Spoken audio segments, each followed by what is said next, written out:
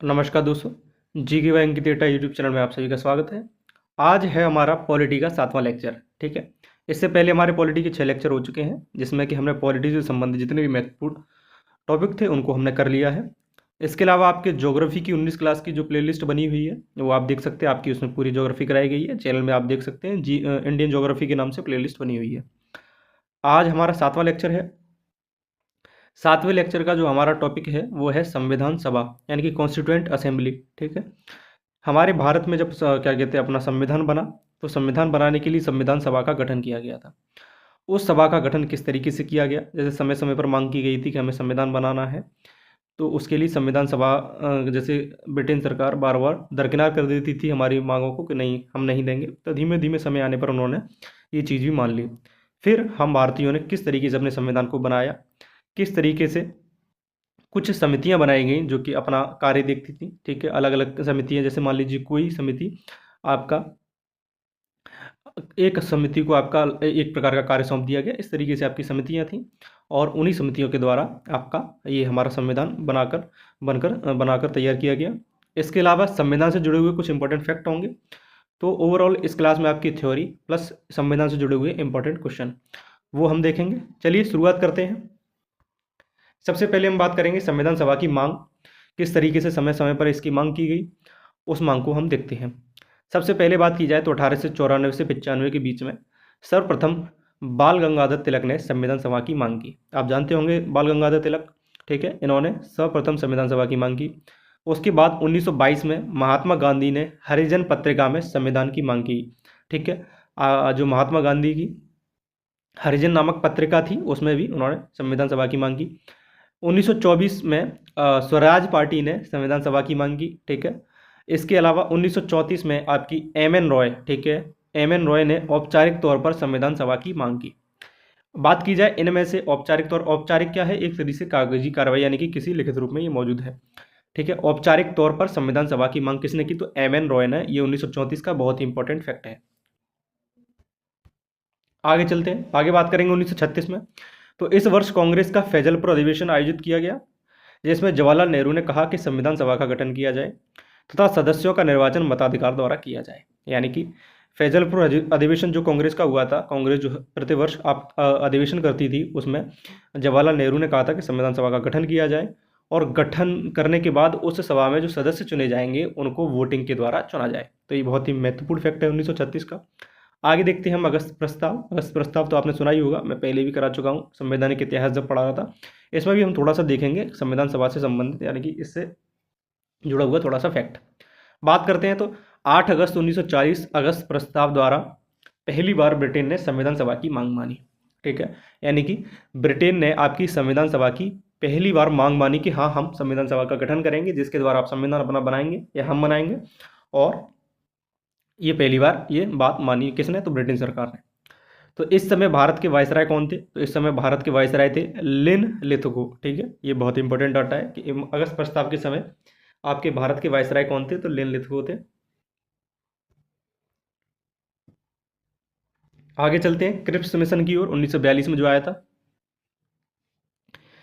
इसमें कहा गया था कि द्वितीय विश्व युद्ध के बाद हम भारतीयों के लिए संविधान सभा का गठन करेंगे और भारत को डोमिनियन राज्य का दर्जा देंगे। ठीक है, अब यहाँ पर थोड़ा सा हम समझते हैं कि ब्रिटेन सरकार आखिरकार भारत की मांग क्यों मानने लगा था।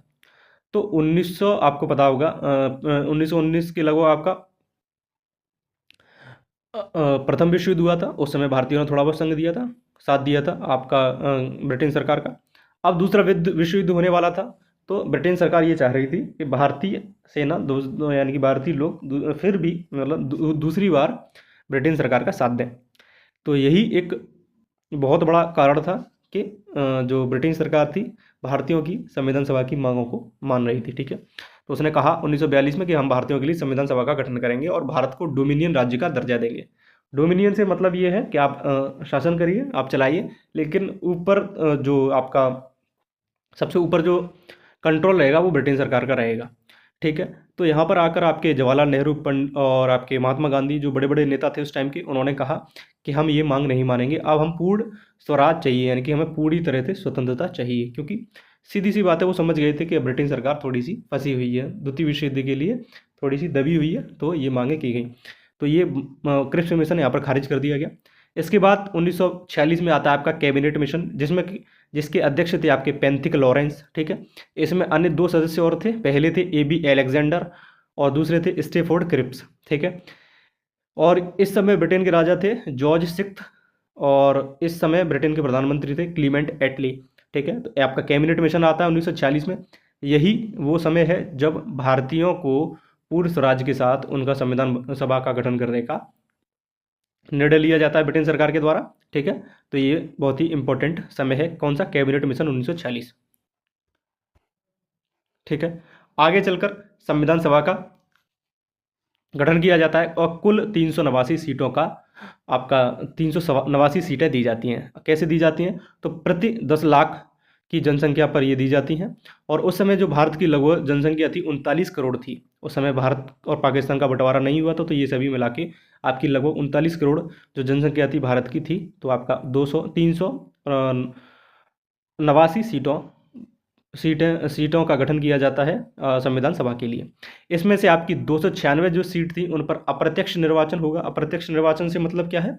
जो आपके उस समय राज्यों में जो चुने गए लोग होंगे वो चुनेंगे, जिनके द्वारा आपका 296 सीटों पर आपका निर्वाचन होगा, जो कि ब्रिटिश भारत के अंतर्गत आता है, ठीक है। ब्रिटिश भारत पे उस समय आपको एक बात बताऊं कि पूरा भारत ब्रिटेन के कब्जे पर नहीं था। कुछ रियासतें थी जो अलग थी, जैसे उनमें से आपकी 93 सीट जो आपके साइड में देख रहे हैं, 93 सीट है, ये अलग थी। 93 सीट इनका मनोनयन किया गया, यानी कि इनको चुना गया, ठीक है।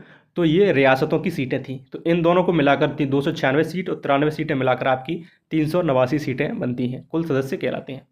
इसके अलावा 296 सीट की हम थोड़ा विश्लेषण देखेंगे तो 292 सीट आपकी राज्य या प्रांतों से ली गई, 4 सीट आपकी यूटी यानी कि चीफ कमिश्नरी क्षेत्र जो आपके हैं उनसे ली गई। तो आपके 4 चीफ कमिश्नरी क्षेत्र थे, कौन से? तो पहला आता है दिल्ली, दूसरा कुर्ग जो कि कर्नाटक में पड़ता है, बलूचिस्तान और अजमेर, ठीक है। ये आपके 4 कमिश्नरी क्षेत्र थे, ठीक है। इनको आप याद रखेंगे।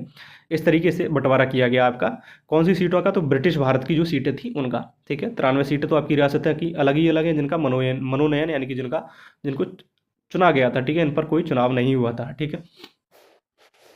आगे चलते हैं। आगे हम बात करेंगे चुनाव की। तो आगे चलकर चुनाव हुआ। अभी तक आप देखिए पाकिस्तान जो आपका मुस्लिम लीग है वो पाकिस्तान की मांग कर रही थी, तो उसको थोड़ा सा बताया गया कि अगर आप चुनाव जीत जाते हैं तो आप सीधे सीधे आप पाकिस्तान की जो मांग कर रहे हैं, अगर चुनाव जीत जाते हैं तो आप भारत के ही प्रधानमंत्री बन सकते हैं। तो ये लालच थोड़ा सा मुस्लिम लीग के अंदर आया। मुस्लिम लीग उस समय कौन थे? जो सबसे बड़े नेता थे वो आपके मोहम्मद अली जिन्ना थे, ठीक है। तो चुनाव होता है भारत में और 208 सीटें, ठीक है। 208 सीटें आपकी कौन जीतता है? कांग्रेस जीतता है। 208 सीटें आपकी कांग्रेस जीतता है। यहाँ पर आप ये 208 सीटें जो दी गई हैं इसको 296 कर लेंगे। कितना कर लेंगे? 296, ठीक। तो आपका चुनाव होता है 296 सीटों पर, क्योंकि 93 सीटें तो आपकी रियासतों पर है, वहाँ पर आपका मनोनयन किया गया था, ठीक है। मनोनीत किया गया था आपके जितने भी सदस्य थे उनको। तो 296 सीटों में से आपकी 208 सीटों पर कांग्रेस जीतती है, 73 सीट मुस्लिम लीग को प्राप्त होती हैं और 15 सीट आपकी अन्यों को यानी कि निर्दलीय या जो कुछ छोटे छोटे दल थे उनको प्राप्त होती हैं। तो यहाँ पर तो मोहम्मद अली जिन्ना का सपना टूट जाता है, क्योंकि यहाँ पर सीटें किसने ज़्यादा हासिल कर ली? तो कांग्रेस ने कर ली। तो कांग्रेस ने ज़्यादा सीट हासिल कर ली, तो मुस्लिम लीग ने कम सीटें आने के कारण संविधान सभा का बहिष्कार किया, ठीक है। बहिष्कार कर दिया संविधान सभा का कि हम इसमें भाग नहीं लेंगे, क्योंकि अब वो फिर से किसकी मांग करने लगे? तो पाकिस्तान की मांग करने लगे, ठीक है। तो 16 अगस्त 1946 को प्रत्यक्ष कार्रवाई दिवस मनाया। किसने मनाया? तो आपका मुस्लिम लीग ने प्रत्यक्ष कार्रवाई दिवस मनाया। यानी कि किसके बहिष्कार में? तो संविधान सभा का बहिष्कार किया और 16 अगस्त 1946 को प्रत्यक्ष कार्रवाई दिवस मनाया, ठीक है। यानी कि वो संविधान सभा की जो बैठक थी उसमें शामिल नहीं होने वाले थे, सीधी सी बात उनकी ये थी।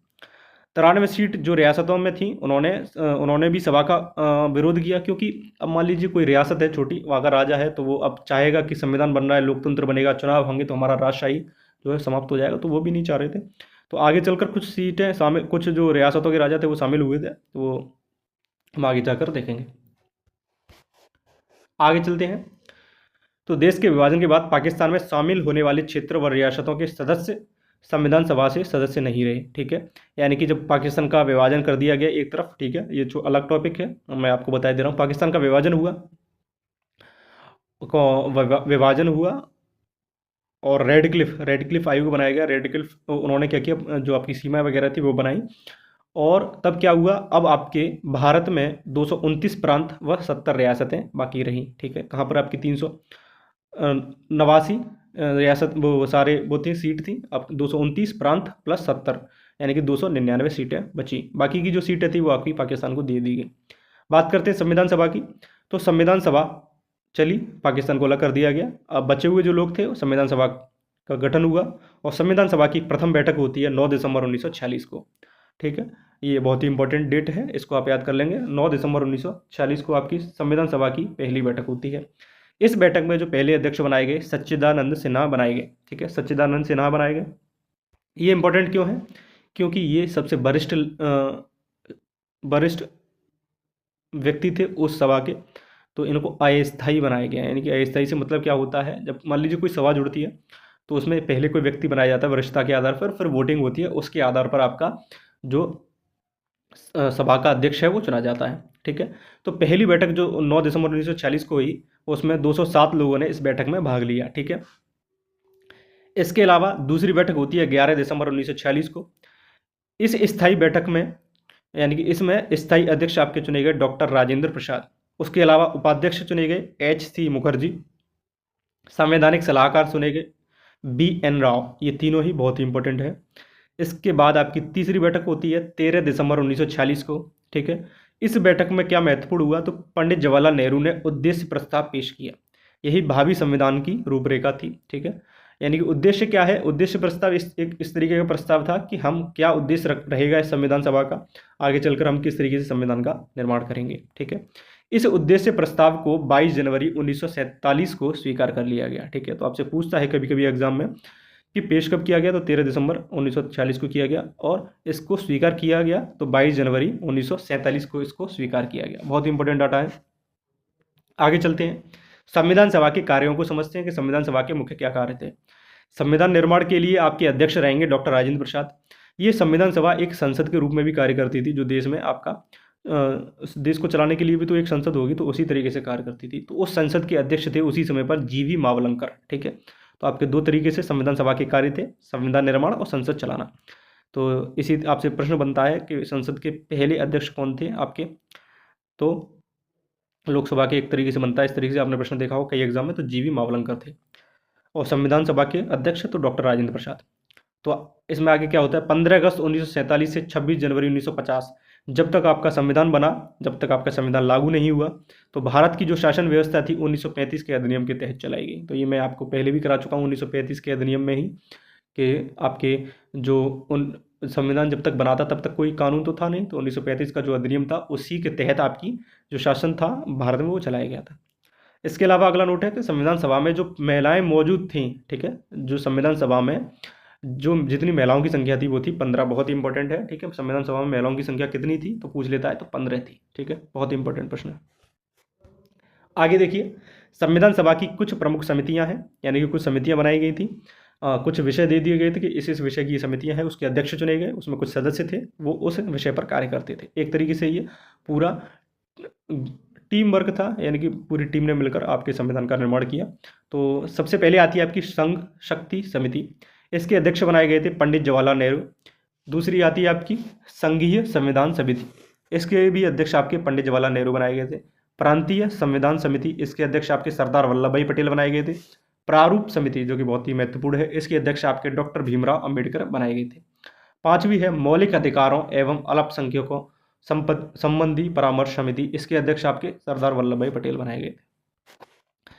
इन समितियों के अंदर कुछ प्रमुख उप समितियां भी थीं, उनको हम देखते हैं। पहली है मौलिक अधिकार उप समिति, इसके अध्यक्ष थे JB कृपलानी।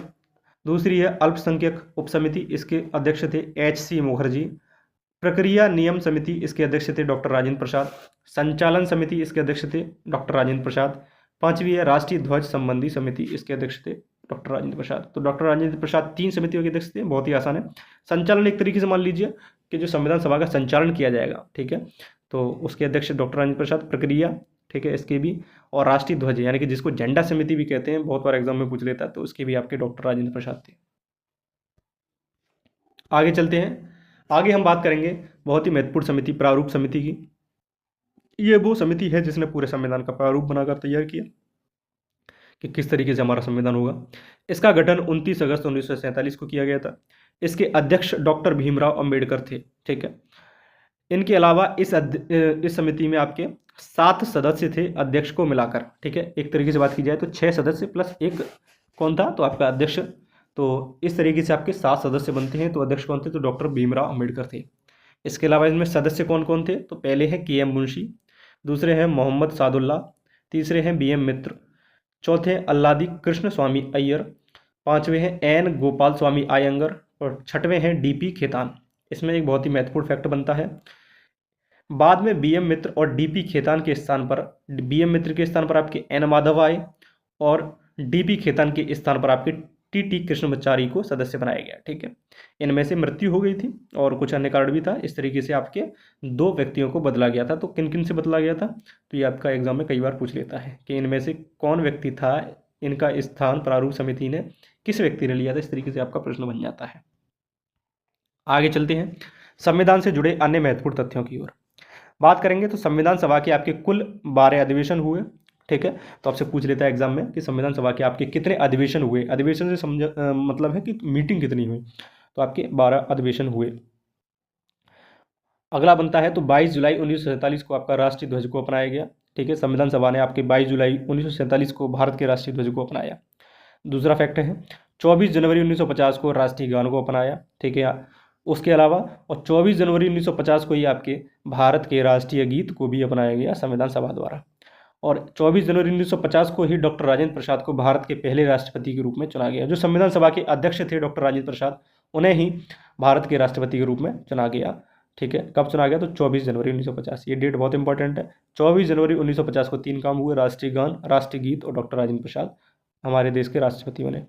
इसके अलावा संविधान निर्माण में 2 वर्ष 11 माह 18 दिन लगे और 26 नवंबर 1949 को बनकर तैयार हुआ। और 26 नवंबर को बनकर तैयार हुआ, तो इसी दिन को हम किस रूप में मनाते हैं, तो संविधान दिवस के रूप में मनाते हैं। बहुत इंपॉर्टेंट है। लागू कब हुआ संविधान, तो 26 जनवरी 1950 को आपका संविधान लागू हुआ। इस दिन को हम गणतंत्र दिवस के रूप में मनाते हैं। आगे हम बात करेंगे संविधान में हमारे कुल 284 लोगों ने हस्ताक्षर किए। ठीक है। 284 लोगों ने हस्ताक्षर किए संविधान जो बना था। इसके अलावा प्रेम बिहारी नारायण रायजादा, ठीक है, ने अपने हाथों से संविधान लिखा। ये एक सुलेखक थे, यानी कि अच्छे राइटर थे। इनका राइटिंग बहुत अच्छा था। तो संविधान को उस समय जो लिखा गया था इन्हीं के द्वारा लिखा गया है। कई एग्जाम में आपका पूछ लेता है प्रेम बिहारी नारायण रायजादा। ठीक है। इनकी एक मांग थी कि संविधान के प्रत्येक पेज पर मेरे सिग्नेचर होंगे।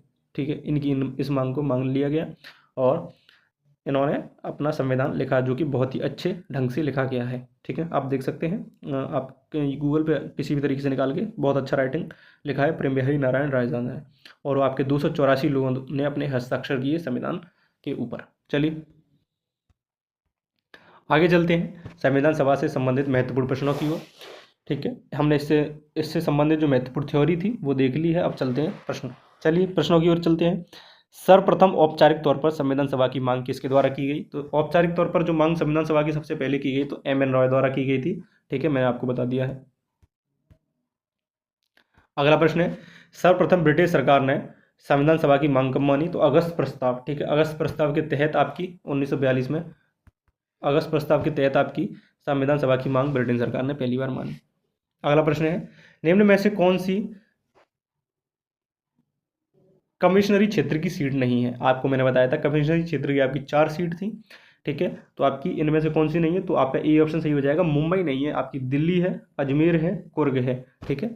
दिल्ली, अजमेर, कुर्ग, इसके अलावा बलूचिस्तान थी। अगला प्रश्न है पाकिस्तान ने संविधान सभा के बहिष्कार के रूप में किस दिन प्रत्यक्ष कार्यवाही दिवस मनाया। मैंने आपको बताया था संविधान सभा जब मुस्लिम लीग की सीटें कम आई तो पाकिस्तान नहीं, आप इसको थोड़ा सा सही कर लेंगे, यहाँ पर कर लेंगे मुस्लिम लीग। ठीक है। तो मुस्लिम लीग ने आपकी कब मनाया, तो 16 अगस्त 1946 का आपका प्रत्यक्ष कार्रवाई के रूप में दिवस के रूप में मनाया। अगला प्रश्न है संविधान सभा की पहली बैठक में कितने सदस्यों ने भाग लिया, तो संविधान सभा की जो पहली बैठक हुई थी उसमें आपके 207 सदस्यों ने भाग लिया था। बहुत ही महत्वपूर्ण है। कब हुई थी, तो 9 दिसंबर को हुई थी, 9 दिसंबर 1946 को। अगला प्रश्न है संविधान सभा के पहले अस्थायी अध्यक्ष कौन बने थे? तो आपके सच्चिदानंद सिन्हा वरिष्ठता के आधार पर पहले अस्थायी अध्यक्ष चुने गए थे 9 दिसंबर 1946 को। अगला प्रश्न है, संविधान सभा के पहले स्थायी अध्यक्ष कौन बने थे? तो मैंने आपको बताया था डॉक्टर राजेंद्र प्रसाद संविधान सभा के स्थायी अध्यक्ष पहले मान लीजिए आप, ठीक है, या स्थायी अध्यक्ष कुछ भी मान लीजिए, चुने गए। अगला प्रश्न है, संविधान सभा के संवैधानिक सलाहकार कौन थे? तो संविधान सभा के जो आपके संवैधानिक सलाहकार थे वो BN राव थे, ठीक है, बहुत ही मुख्य है। और संविधान सभा के जो अध्यक्ष थे डॉक्टर राजेंद्र प्रसाद, उपाध्यक्ष HC मुखर्जी थे। अगला प्रश्न है, पंडित जवाहरलाल नेहरू ने संविधान सभा में उद्देश्य प्रस्ताव कब पेश किया था? तो पंडित जवाहरलाल नेहरू ने संविधान सभा में जो आपका उद्देश्य प्रस्ताव है वो 13 दिसंबर 1946 को पेश किया था, ठीक है। और बात की जाए तो ये पारित कब हुआ था? तो पारित हुआ था आपका 22 जनवरी 1947 को, ठीक है। तो आप इसको थोड़ा सा याद कर सकते हैं, थोड़ा सा लिखने में दिक्कत हो गई है। तो पेश किया गया था आपका 13 दिसंबर 1946 को, पारित किया गया था 22 जनवरी 1947 को, इसको आप ध्यान रखेंगे, ठीक है। अगला प्रश्न है, संविधान सभा में महिलाओं की संख्या कितनी थी? तो संविधान सभा में जो आपकी महिलाओं की संख्या थी मैंने आपको बताई थी 15 थी, यानी कि 15 महिलाएं मौजूद थी आपकी संविधान सभा में। अगला प्रश्न बनता है, संविधान को किसके द्वारा लिखा गया था? तो संविधान को आपके प्रेम बिहारी नारायण रायजादा द्वारा लिखा गया था, जो कि बहुत ही अच्छे सुलेखक थे, यानी कि एक अच्छे और एक तरीके से इनका राइटिंग बहुत अच्छा था, तो इनके द्वारा आपके संविधान को लिखा गया था। अगला प्रश्न है, भारत में राष्ट्रीय गान व राष्ट्रीय गीत को किस तारीख को अपनाया गया था? मैंने आपको बताया था 24 जनवरी 1950 को आपके राष्ट्रीय गान व राष्ट्रीय गीत दोनों को ही अपनाया गया था। बहुत ही महत्वपूर्ण प्रश्न है। इसके अलावा भारत के प्रथम राष्ट्रपति डॉक्टर राजेंद्र प्रसाद भी इसी दिन बनाए गए थे। अगला प्रश्न है, संविधान सभा की एकमात्र मुस्लिम महिला सदस्य कौन थी? तो बेगम अयाज रसूल, आपकी 15 महिलाएं थी, ठीक है, संविधान सभा में आपकी 15 महिलाएं थी, जिसमें एकमात्र मुस्लिम महिला बेगम अयाज रसूल थी। बी ऑप्शन सही हो जाएगा। अगला प्रश्न है, भारतीय राष्ट्रीय ध्वज को संविधान द्वारा किस तारीख को अपनाया गया था? तो जो आपका राष्ट्रीय ध्वज है, ठीक है, उसको 22 जुलाई 1947 द्वारा संविधान सभा द्वारा स्वीकृति दी गई थी, ठीक है, बहुत ही महत्वपूर्ण प्रश्न है। तो यहाँ पर हमारी संविधान सभा से संबंधित महत्वपूर्ण थ्योरी और महत्वपूर्ण क्वेश्चन समाप्त होते हैं। आशा करते हैं आपको ये हमारी क्लास बहुत अच्छी लगी होगी, और हमारे चैनल जीके बाय अंकित एटा को सब्सक्राइब कीजिए और क्लास को ज़्यादा से ज़्यादा शेयर कीजिए और अपना प्यार इसी तरीके से बनाए रखिए। मिलते हैं अगली क्लास में, तब तक के लिए शुभ रात्रि, धन्यवाद।